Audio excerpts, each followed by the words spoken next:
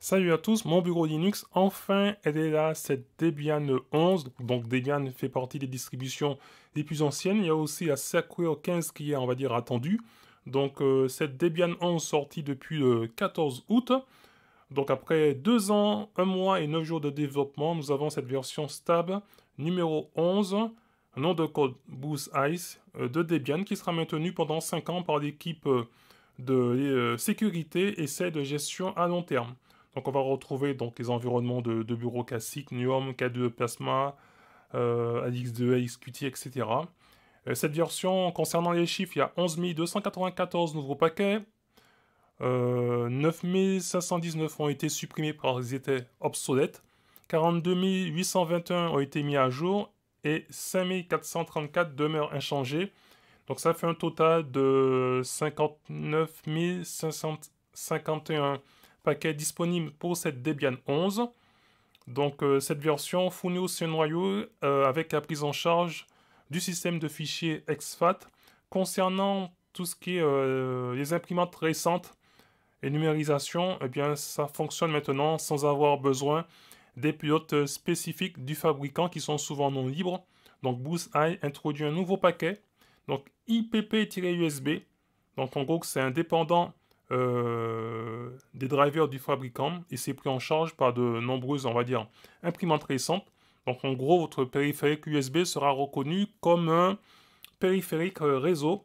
Et concernant Scene, eh bien, eux ils ont aussi un paquet qui fait pareil, c'est Scene-ESCL. Alors après, ça concerne des infos concernant système D qui active par défaut sa fonctionnalité de journal persistant avec un repli implicite sur un stockage volatile. Il y a un petit mot concernant l'équipe de Debian Med à travers cette pandémie contre le Covid-19. Il y a aussi le chinois, le japonais, le coréen et d'autres langues bénéficient de la nouvelle méthode de saisie FC ITX5. Donc là, cette nouvelle version prend bien mieux en charge les extensions de Wayland, qui est le gestionnaire d'affichage par défaut. Et dans cette Debian 11, donc il y a de nombreux, on va dire, paquets qui ont été mis à jour, donc 72% des paquets de la distribution précédente, c'est-à-dire de la Debian 10 alias Buster. Donc du coup, concernant les architectures, il y a 9 qui sont supportées. Je ne vais pas tous vous les citer, que ce soit des PC en 32 bits, en 64 bits, des PowerPC, de l'ARM, de l'IBM, etc. Donc moi, je partirai sur une image ISO dans VirtualBox en partant du NetInstall. Vous avez aussi des images ISO qui ont par exemple des microcodes intégrés, par exemple, soit pour des cartes graphiques AMD ou Nvidia, ou pour pouvoir supporter les dernières générations de matériel audio d'Intel. Donc là, ça concerne la mise à niveau. Donc moi, je partirai d'une nouvelle installation. Donc les images ISO donc autonomes. Donc là, je suis parti sur une NetInstall. Je vais simplement revenir à la page précédente. Donc on voit que pour l'installateur, depuis Debian 10 Buster, il y a aussi l'installateur Calamares comme alternative. Donc je vais utiliser, donc ici c'est pour les micro-programmes qui sont non libres, on peut les télécharger, donc les images ISO. Moi je partirai sur une installation réseau. Donc tous les paquets seront pris directement sous les serveurs de Debian durant l'installation. Donc AMD 64. Et voilà donc cette image ISO que je vais utiliser dans VirtualBox. Pour ceux qui aiment approfondir un petit peu plus ce sujet, vous avez les notes de cette Debian 11 en fonction de l'architecture et vous pourrez après lire directement en français bien tout le résumé concernant cette Debian 11. Donc sans plus tarder, donc là je vais simplement finir le paramétrage de cette Debian 11 dans VirtualBox. Donc de général c'est OK. Concernant le système, je vais activer le FI. Le processeur, j'en mets 2. L'affichage, je mets à fond. La mémoire vidéo. Là, on va récupérer notre image NetInstall ISO. Accès réseau par pont. Et pour le reste, c'est OK. c'est parti pour cette Debian 10 Bullseye. Debian 11. Debian 11 Bullseye. Donc je lance l'installateur graphique.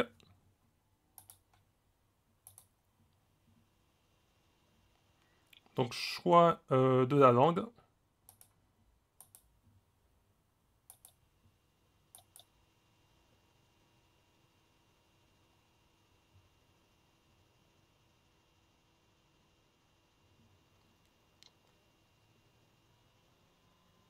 Donc on sera avec un kernel 5.10 sur cette Debian 11.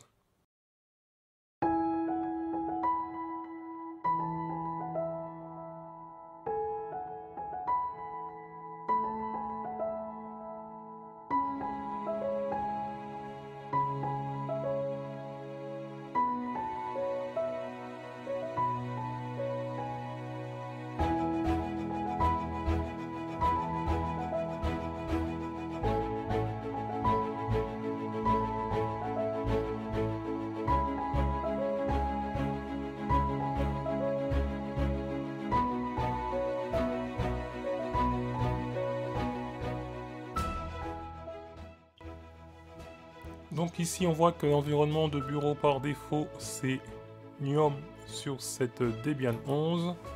Et pour la démo, je vais simplement passer sur XFCE. En plus XFCE en version 4.16 qu'on retrouve, c'est la version récente d'XFCE. Donc je vais partir sur celle-ci par rapport aux autres environnements de bureau.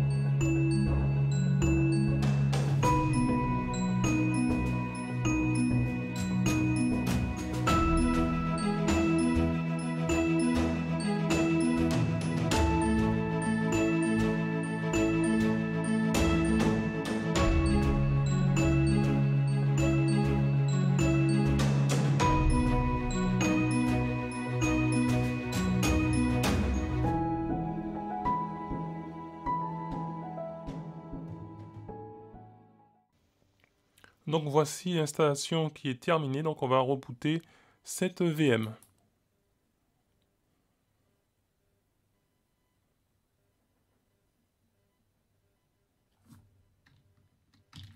Donc on est sur un kernel 5.10 qui est LTS.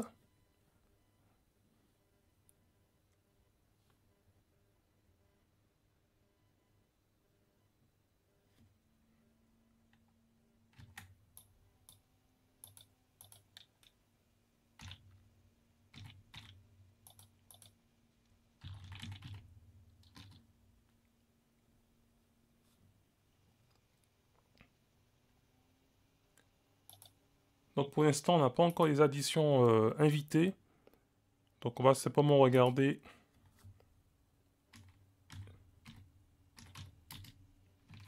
comment le partitionnement sur le disque a été fait. Chboot chefi, la partition racine, la partition swap et la partition home. Donc du coup, on va donc regarder. Hein. Donc qu'est-ce qui est proposé dans avec cette version 11 de Debian avec le bureau XFCE. Donc là, c'est par défaut les applications qui sont installées.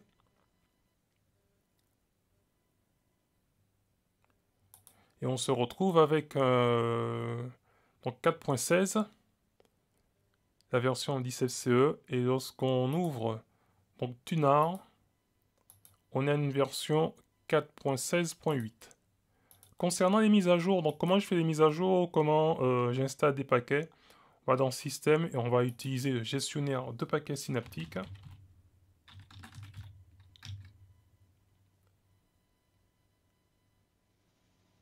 Ok, je vais regarder la configuration donc des dépôts. Voilà tout ce qui est sécurité, etc. Je vais recharger et on va pouvoir donc installer quelques paquets, donc HTOP, NeoFetch, etc. Donc on commence avec HTOP.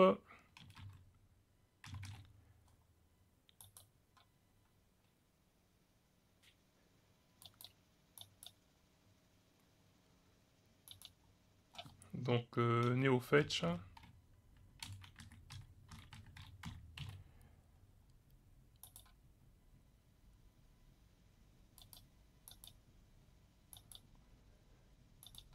On mettra donc MPV.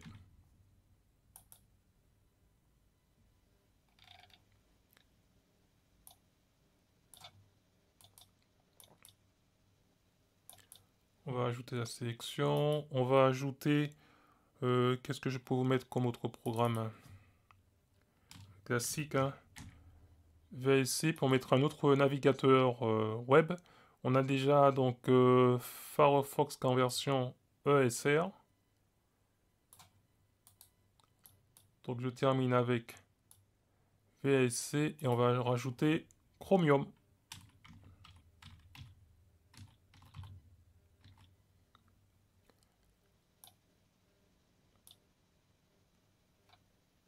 Chromium est présent. Voilà, et puis pendant qu'on y est, un petit GIMP.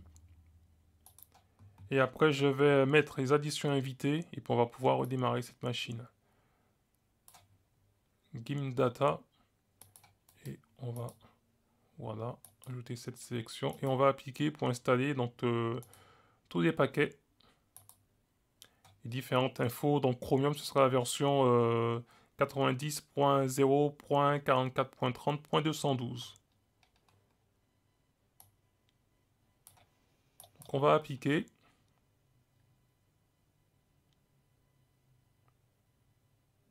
Et on va donc après installer les additions invitées. Une fois que tous ces programmes seront installés, on va rebooter cette VM.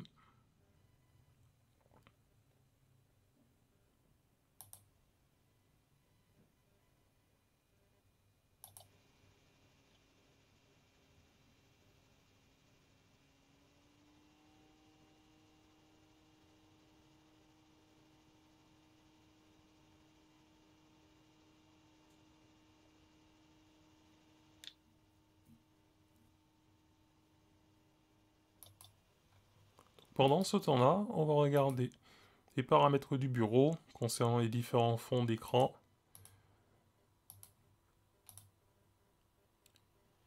Gestion des paramètres, l'apparence, contraste élevé, Adwaita sombre et Adwaita tout court.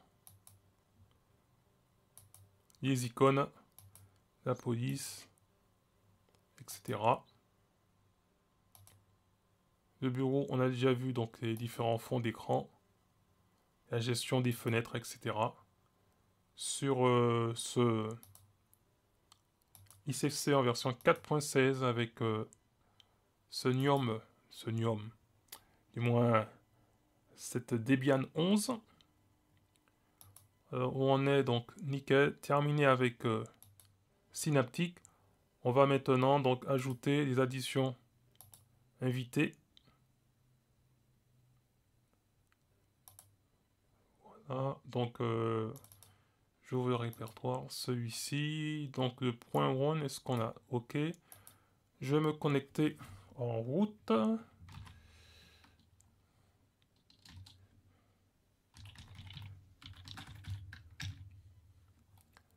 Et je vais directement, avant de mettre un petit SH, et je vais faire glisser directement dans le terminal et on va faire entrer pour l'installation des additions invitées.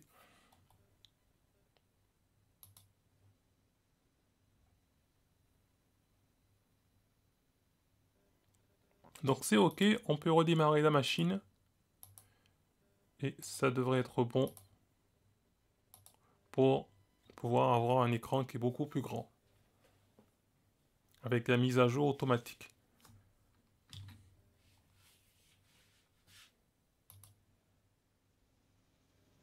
Donc taille d'écran automatique est pour l'instant grisée.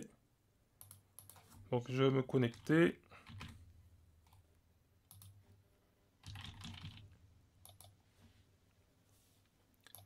Et là, c'est OK. Donc je passe en plein écran. Donc voilà, on va faire un petit... les différents. Donc HTOP, c'est OK pour HTOP. On va faire un petit NeoFetch ici.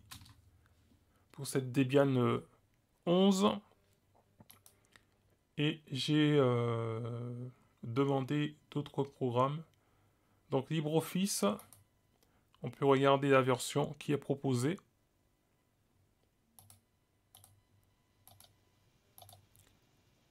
« 7.0.4.2 ».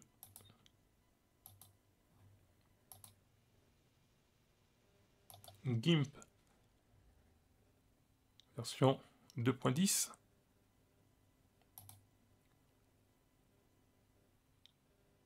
Donc on a aussi un Firefox ESR.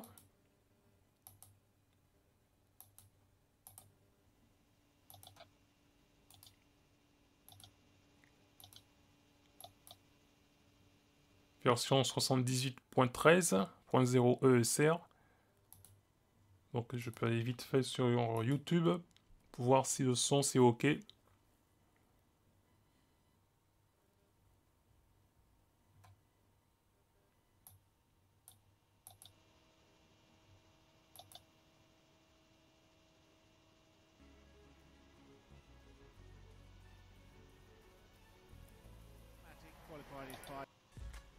OK.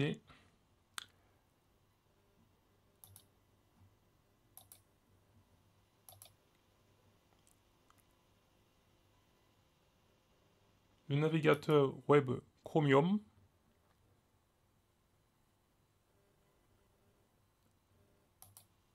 Avec les différents liens déjà vers Debian. Et puis on peut terminer par donc MPV, VSC sont de la partie. Donc voilà, donc cette Debian 11 donc voilà, est maintenue pendant 5 ans. Donc vous aurez toujours des mises à jour de l'équipe de Debian, que ce soit sur le long terme, tout ce qui, je pense, des programmes sur le long terme, et aussi tout ce qui concerne au niveau sécurité. Donc Debian 11, alias Boost Eye, donc c'est la version stable qui est disponible. Donc il y a aussi d'autres distributions Linux qui attendaient cette version 11 de Debian, sauf pour pouvoir, on va dire, mettre à jour leur distribution. Donc voilà, donc je suppose que d'ici quelques semaines, quelques mois, on aura aussi la sortie d'autres distributions qui sont basées sur Debian, donc la version stable. Maintenant, c'est la version 11. Sur ce, je ne serai pas plus long. Je vous dis à très bientôt pour une prochaine vidéo. Et en attendant, gardez la forme et la santé. Bye bye!